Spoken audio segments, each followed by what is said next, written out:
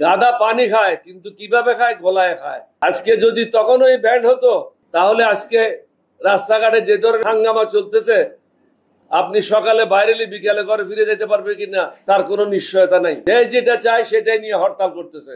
কেউ মেয়র হতে চায়, কেউ মেয়র হতে বের হতে চায়, কেউ কোনো পদে যাইতে চায়, কেউ ওই পদ থেকে তাকে বের করতে চায়। এই ধরনের কোনো কাজে এলডিপি লিপ্ত হবে না। কাকেও সন্তুষ্ট করার জন্য কোনো বক্তব্য আমরা এখানে রাখবো না।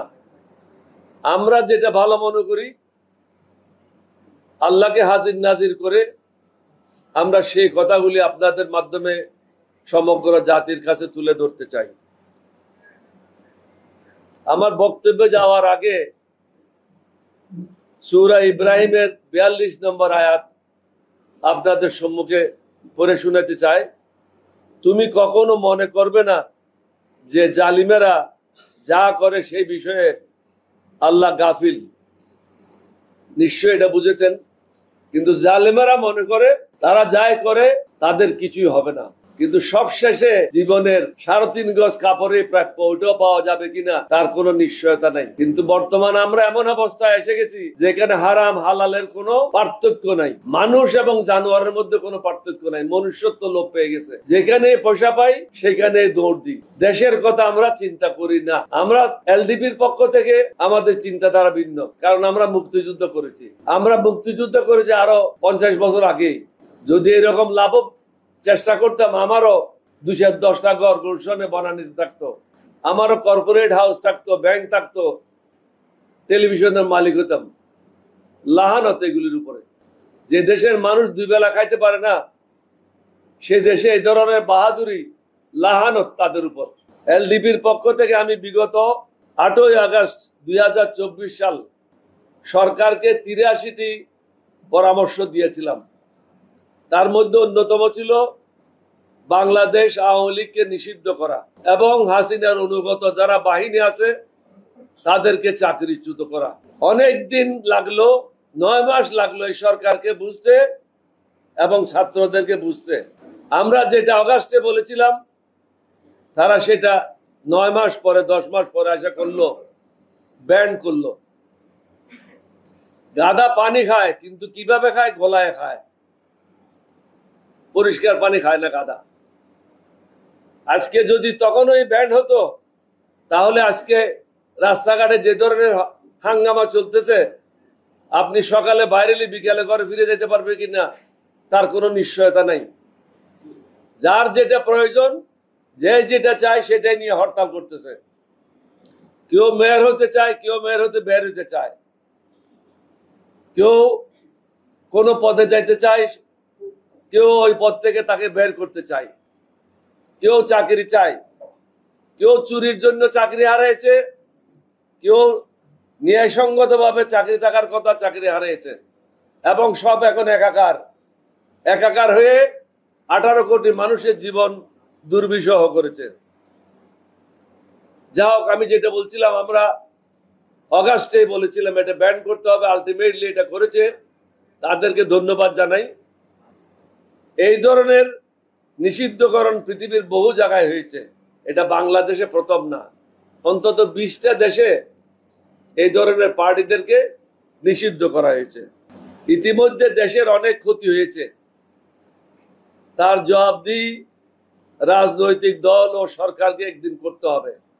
কিছু কিছু রাজনৈতিক দলও, আমরা যখন বলছিলাম এটা তাদের কর্মকাণ্ড বন্ধ করতে হবে, অনেকগুলি রাজনৈতিক দলও আমাদের সাথে একমত হয় নাই। তাদেরকেও জনগণের কাঠগড়ায় দাঁড়াইতে হবে। এমপি হওয়া, মন্ত্রী হওয়া কিছুই না, মানুষ হয়ে মৃত্যুবরণ করাটাই সবচেয়ে বড় জিনিস। কোন দেশকে আমরা শত্রু কোন দেশকে আমরা শত্রু মনে করি না। আমাদের দ্বারা কারো ক্ষতি হোক তা আমরা কামনা করি না, কারণ ইসলাম একটি সাম্য এবং শান্তির ধর্ম। কোন ধরনের অন্যায় কাজ করতে ইসলাম ধর্ম অনুমতি দেয় না। অন্যদিকে ভারতের লোকজন না, ভারত সরকার অব্যাহতভাবে 1972 সালের পর হতে এদেশের মুসলমানদের ধ্বংস করার কাজে লিপ্ত রয়েছে। ভারতে মসজিদ ভেঙে ফেলছে, মাদ্রাসা ভেঙে দিচ্ছে এবং মাজার ভেঙে দিচ্ছে, মসজিদ ভেঙে মন্দির করছে, কিন্তু আমরা কখনো আপত্তি করি নাই, কারণ এটা ভারতের আভ্যন্তরীণ ব্যাপার। কিন্তু অন্যদিকে ভারত বলে আমরা তোমাদের বন্ধু। আমাদের বন্ধু যদি হও, 2008 সালে বন্ধুত্ব কোথায় ছিল? যখন ফখরুদ্দিন মঈনুদ্দিনকে দিয়ে হাসিনাকে ক্ষমতা আনলা। 2008 সালে বন্ধুত্ব কোথায় ছিল?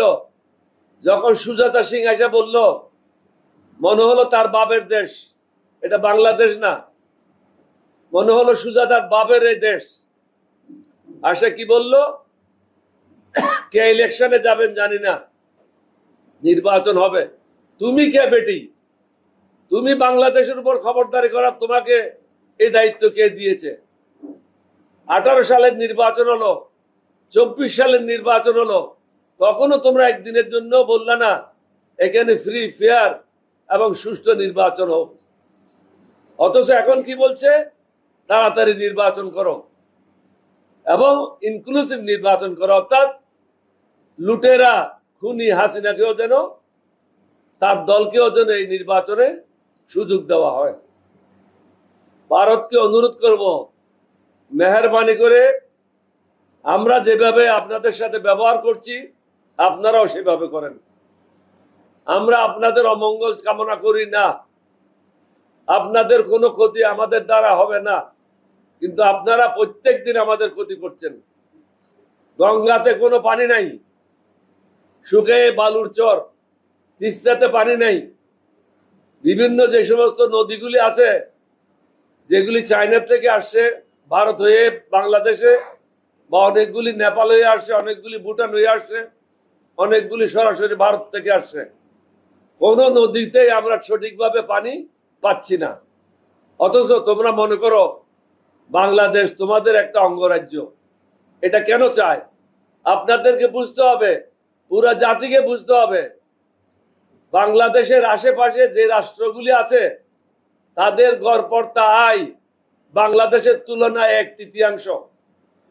ত্রিপুরা বলেন, মিজোরাম বলেন, আসাম বলেন, সব জায়গায় 1/3 তাদের গড়পড়তা আয় বাংলাদেশের তুলনায়। বাংলাদেশ যদি আরো এগিয়ে যায়, তাদের পক্ষে এই দেশগুলি তাদের সাথে রাখা সম্ভব হবে না। সুতরাং তারা চায় বাংলাদেশকেও যে কোনো প্রকারে হোক কলা কৌশল করে পিছিয়ে রাখা, তাহলে তাদের পক্ষে তাদের গরিব দেশগুলিকেও সাথে রাখা সম্ভব। তারা মাঝে মাঝে বলে বাংলাদেশ থেকে লোক আসামে আসছে, বাংলাদেশ থেকে লোক মেঘালয়ে যাচ্ছে। কি দুঃখে যাবে? তোদের 2 বেলা খাওয়া জোটে না, এখনো পায়খানা করার জন্য কোনো ল্যাট্রিন তোদের নাই। রেল লাইনের পাশে পায়খানা করস, ধান খেতে পায়খানা করো, ইক্কু খেতে পায়খানা করো, এখনো পর্যন্ত ল্যাট্রিন নেই। বাংলাদেশে 100% ল্যাট্রিন আছে। যে দেশে একটা ল্যাট্রিনের ব্যবস্থা করতে পারো না, তোমরা আমাদের নসিহত করা বন্ধ করো, আমাদের কাজটা আমাদেরকে করতে দাও। মুসলমানদের বিরুদ্ধে লাগলে ক্ষতিগ্রস্ত। তারপরে কি বলে? আমরা আপনাদের প্রতিবেশী, আমরা আপনাদের ঘনিষ্ঠ বন্ধু। যদি আপনারা আমাদের ঘনিষ্ঠ বন্ধু হন, তাহলে আমাদের চারিদিকে কাঁটাতারের বেড়া দিচ্ছেন কেন? কাঁটাতারের বেড়া দেওয়ার কারণটা কি? যে আপনারা যা চান সেটাই হবে, আমরা যা চাই সেটা হবে না। বাংলাদেশের সকল সম্পদ, রাস্তাঘাট, রেলওয়ে, নদী, সমুদ্র বন্দর, করিডোর, ভারত থেকে ভারতে যাওয়ার রেল লাইন, সবকিছু তারা ব্যবহার করতে চায় এবং হাসিনা তাদেরকে সব দিয়েছিল। তাদের পছন্দের সরকার বাংলাদেশে তাদের দরকার। প্রথম তাদের পছন্দের সরকার ছিল শেখ মুজিবুর রহমান। তারপরে শহীদ রাষ্ট্রপতি জিয়াউর রহমানকে হত্যা করে। এই হত্যার সাথে হাসিনা জড়িত ছিল। আমি আগেও বলেছি, আমি আবারও বলি, হাসিনা পলায়ে যাচ্ছিল সাজেদা চৌধুরীকে নিয়ে। আখাউড়া বর্ডারে ধরা পড়ে এবং তাদেরকে বিডিআর, তৎকালীন বিডিআর ধরে নিয়ে আসে। সে আসার 17-18 দিনের মধ্যে শহীদ রাষ্ট্রপতি জিয়াউর রহমান নিহত হয়। তারপরে আসে তাদের অনুগত সরকার হোসাইন মোহাম্মদ এরশাদ। এটা ছিল তাদের চেইন দেওয়া একটা কুত্তা। ওই কুত্তার জায়গায় রিপ্লেস করেছে তার ছোট ভাই কাদের। কাদের কি বলল, আমি ভারতে গিয়েছি, গুরুত্বপূর্ণ নেতাদের সাথে কথা হয়েছে, কিন্তু তাদের নামও বলতে পারবো না, তাদের সাথে কি কথা হয়েছে অনুমতি ছাড়া বলতে পারবো না। অর্থাৎ তাহলে তুই ভারতের সেবা দাস, না হলে কেন বলতে পারবো না? তুই কি করছো না করছো এটা জনগণকে বলা, এটা তোর জন্য ফরজ। তোর দেশের জনগণের প্রতি তোর একটা দায়িত্ব রয়েছে, কিন্তু সে দায়িত্ব পালন না করে ভারতের কথা বলছে। দেশের পাশে, বিশ্বের সাথে, মেট্রো টিভি।